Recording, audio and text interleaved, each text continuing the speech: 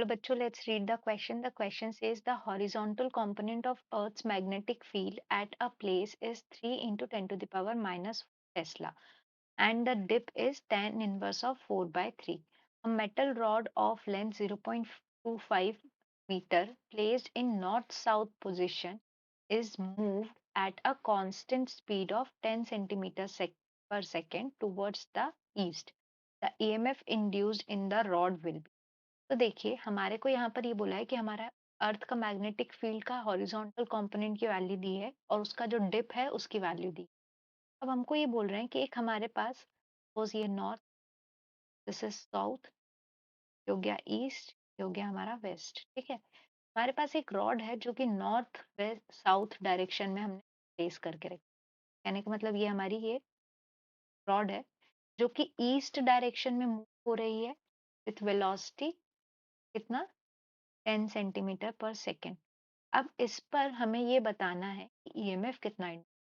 तो देखिए हमारा जो मैग्नेटिक फील्ड जिसके कारण हमारा ईएमएफ इंड्यूस होगा परपेंडिकुलर, वो कौन सा होगा? अगर आसमान की तरफ ऐसे सपोज करिए, अगर हमारा हॉरिजॉन्टली रॉड हमारा हमने प्लेस करके रखा है तो मैग्नेटिक फील्ड अपवर्ड वाला डायरेक्शन जो रहेगा वो, और ये क्या है हमारा vertical component of earth's magnetic field है, क्योंकि हॉरिजॉन्टल कुछ हमारा क्या होगा, अगर इसको हम 2D में बनाते हैं तो ये हमारा वर्टिकल कंपोनेंट है BV।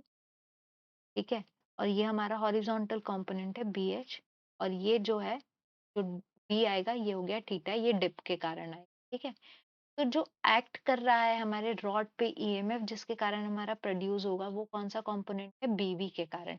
तो यहाँ पर अगर हम की कॉन्सेप्ट लिखते हैं, की कॉन्सेप्ट हमारा क्या होगा? The EMF induced in rod is due to vertical component of earth magnetic field, और उसको हम लिखेंगे E is equals to PV vertical component VL। ये V वेलोसिटी है और ये वर्टिकल कंपोनेंट को डिनोट कर रहा है। ये हमारा मोशन के कारण जो हमारा वेलोसिटी ईएमएफ इंड्यूस होता है उसका फॉर्मूला है। ठीक है, तो यहाँ पर हमको अब क्या कैलकुलेट करना है? Vertical component of magnetic field को कैलकुलेट। तो अब देखिए यहाँ पर हॉरिजॉन्टल कंपोनेंट BH था, ये हो गया BV, और ये एंगल B का हमको दिया हुआ है इस थीटा। यहाँ से हम लिख सकते हैं कि tan थीटा क्या हो जाएगा हमारा? tan theta is BV divided by BH। तो यहाँ से BV की वैल्यू क्या मिल गई हमको? BH tan theta. ठीक है, तो tan थीटा हमारा कितना है? डिप जो हमको दिया हुआ है वो है tan इनवर्स ऑफ 4/3, ये हमको गिवन है। तो यहाँ से tan थीटा की वैल्यू क्या मिल जाएगी हमको? BH टाइम्स 4/3, ये क्या आ गया हमारा? BV। अब अगर हम EMF की वैल्यू निकालते हैं तो ये क्या हो जाएगा? BV वेलोसिटी इंटू लेंथ, तो ये हो जाएगा हमारा 4/3 BH times velocity into length of rod. Length of rod हमारा कितना है? 0.25 मीटर, और स्पीड कितनी थी हमारी?